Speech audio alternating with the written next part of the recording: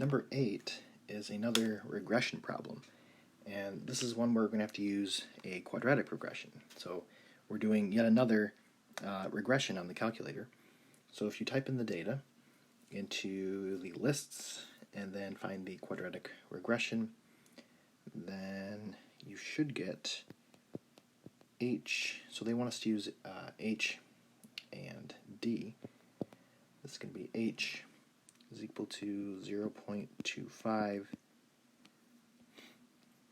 d squared plus, this is 0 d, or you wouldn't have to put anything, plus 1. So this is our regression, and you will notice that r squared is equal to 1. This is really good. Actually, it's perfect.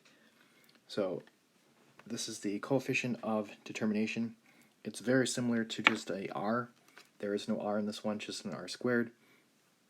And the closer this is to 1, the better the model fits the data.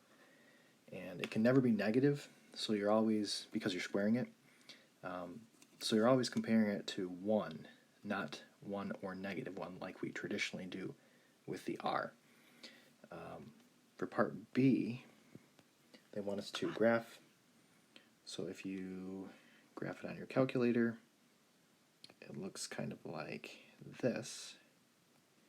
And there's a point there, point here, and this actually goes through every single point.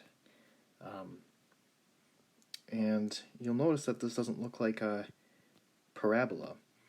And the reason for that is because, a parabola looks like this, and you don't need to use, or a regression doesn't need to use the entire shape to fit the data. So this is kind of just looking at like just that part of a parabola. So they can use part of a parabola to model the data. They don't need to use the entire one. Let's look at part C. So it says, when the depth is 4 inches, how far from the base of the can will the water stream strike the ground? So that means that H is equal to 4. So if you let y2 equal 4 and do a calc intersect,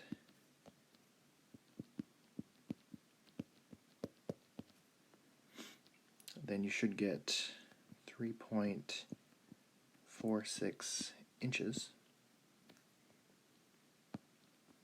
Looking at part D, when will the water stream strike, or I should say when the water stream strikes the ground 5 inches from the base of the can, what is the depth of water in the can?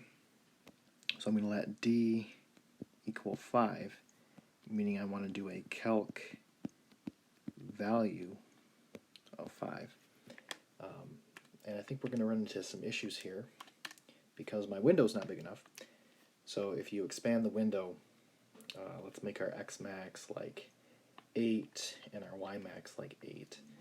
And you can actually see a lot more of the parabola then. Then do calc value with 5. And then you should get, so again, after you expand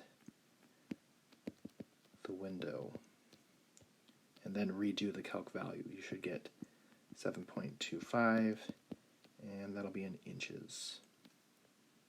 And that'll be our answer.